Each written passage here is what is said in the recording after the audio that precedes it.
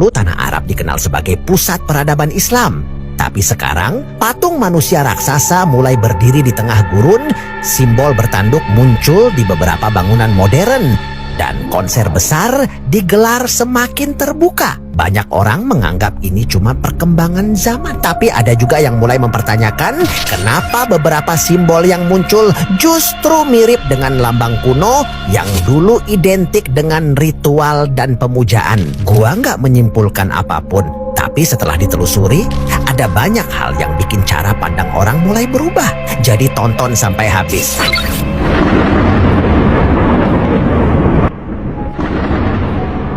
Oke, sekarang kita masuk ke bahasan pertama. Coba lo bayangin, lu lagi berdiri di pelataran Masjidil Haram siap buat sujud.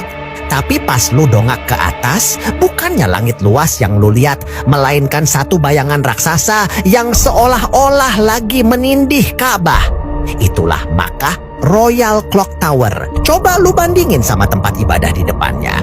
Di bawah sana ada Ka'bah, bangunan kotak yang sangat sederhana, tempat di mana raja sampai rakyat jelata pakai kain yang sama dan nunduk di depan sang pencipta. Tapi tepat di depannya berdiri menara yang isinya simbol kasta dan kekayaan duniawi. Dan mungkin ini yang bikin banyak orang mulai teringat dengan hadis Nabi tentang manusia yang berlomba meninggikan bangunan di akhir zaman. Karena ternyata yang dimaksud bukan sekadar gedung tinggi, tapi bagaimana manusia mulai menjadikan kemewahan dunia sebagai kebanggaan.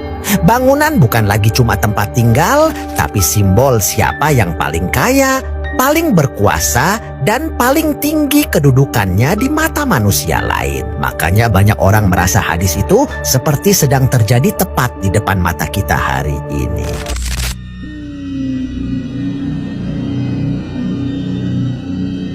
Dulu, tempat ini dikenal sebagai daerah yang sangat sunyi, bahkan cenderung dihindari karena auranya yang dianggap berat. Tapi sekarang, Al-Ula justru disulap jadi pusat festival musik internasional dan panggung seni megah yang bikin mata dunia melirik ke sana. Perubahan drastis ini akhirnya membuka pintu buat hal-hal yang dulu nggak pernah terbayangkan muncul di tanah ini. Salah satu yang paling mencolok adalah munculnya instalasi seni berupa patung manusia raksasa berwarna biru terang yang disebut Najma. Di tengah gurun yang luas, tiba-tiba ada sosok wanita raksasa yang lagi duduk meditasi dengan warna yang sengaja dibuat sangat kontras.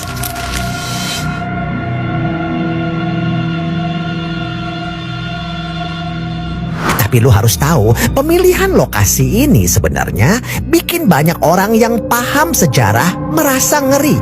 Al-Ula itu adalah tanah kaum Tsamud, kaumnya Nabi Saleh alaihissalam yang dulu dihancurkan total oleh Allah karena kesombongan mereka menyembah berhala. Karena sejarah kelam itulah Rasulullah dulu punya pesan tegas buat kita. Jangan berhenti atau bersenang-senang di wilayah ini, karena ini adalah tanah yang pernah diazab. Tapi sekarang lu lihat sendiri deh.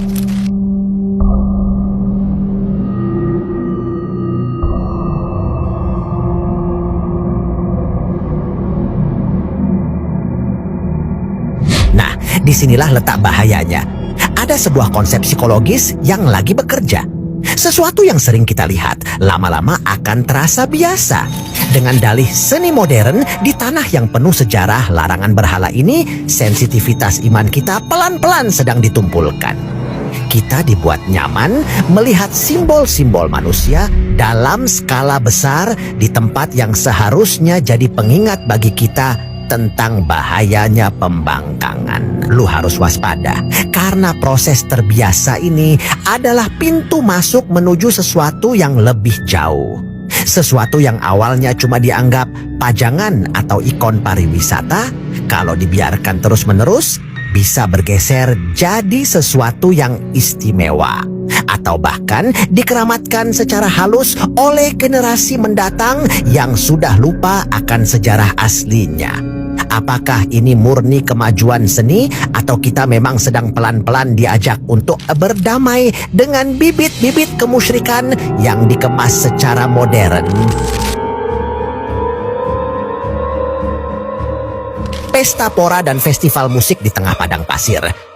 Lu pasti udah lihat banyak banget video viral soal festival musik raksasa kayak MDL Beast atau konser-konser artis Hollywood di Arab Saudi sekarang kan?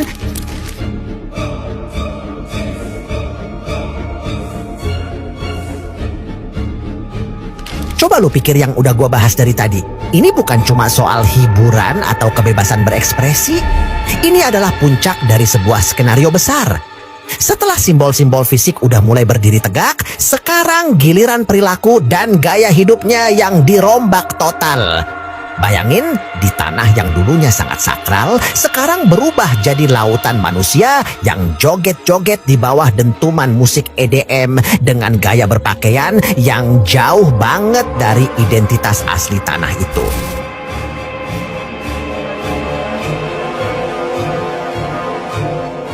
Tujuannya apa? Balik lagi ke konsep yang tadi gua bahas. Normalisasi. Kalau lu tiap hari disuguhi pemandangan ribuan orang pesta pora di tengah gurun, lama-lama lu bakal nganggep itu keren, modern, dan maju. Lu bakal lupa kalau tanah itu punya sejarah spiritual yang kuat. Rasa risih lu bakal hilang, diganti sama rasa kagum pada kemewahan dan euforia sesaat. Inilah yang paling bahaya. Ketika gaya hidup hedonis ini sudah dianggap biasa, maka batasan antara yang suci dan yang profan duniawi bakal benar-benar hilang. Nah, kita jadi makin jauh dari esensi ibadah dan malah makin dekat sama budaya konsumerisme dan hiburan ala barat. Apakah ini yang namanya kemajuan? Atau sebenarnya kita lagi ngelihat hilangnya jati diri sebuah bangsa demi mengejar validasi duniawi? Jika di Al-Ula kita diperkenalkan dengan patung manusia, maka di Qiddiya, Riyadh, kita dihadapkan pada sesuatu yang jauh lebih provokatif. Di tengah mega proyek taman hiburan raksasa ini, berdiri sebuah ornamen kepala kambing gunung dalam skala masif yang menempel di tebing. Secara resmi, ini disebut sebagai ibex, simbol budaya lokal. Namun, bagi siapapun yang paham sejarah simbolisme global, sulit untuk tidak melihat kemiripan visual yang sangat kebetulan dengan Baphomet, simbol yang identik dengan kekuatan okultisme dunia.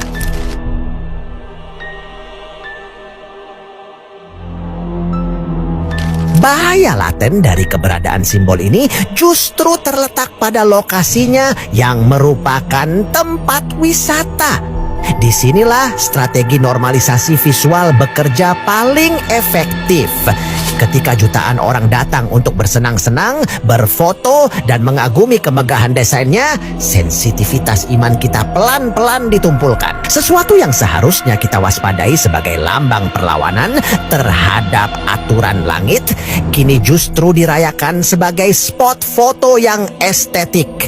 Kita sedang digiring untuk tidak lagi merasa risih, hingga batasan antara tauhid dan simbol-simbol gelap menjadi kabur hanya karena alasan hiburan. Jika kita tarik lebih jauh, instrumen yang digunakan untuk mengubah mentalitas ini ternyata bukan cuma soal kepala kambing. Di sekitar tempat-tempat wisata baru ini muncul berbagai simbol lain hingga penggunaan teknologi hologram untuk menghadirkan kembali sosok manusia yang sudah tiada di atas panggung. Semua ini adalah bentuk pengagungan terhadap materi dan makhluk yang dikemas sangat canggih.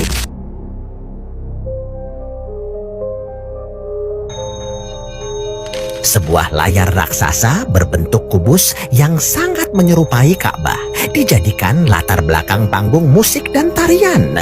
Simbol yang seharusnya kita tuju untuk bersujud dan bertaubat, kini justru direplikasi untuk menjadi dekorasi pesta pora.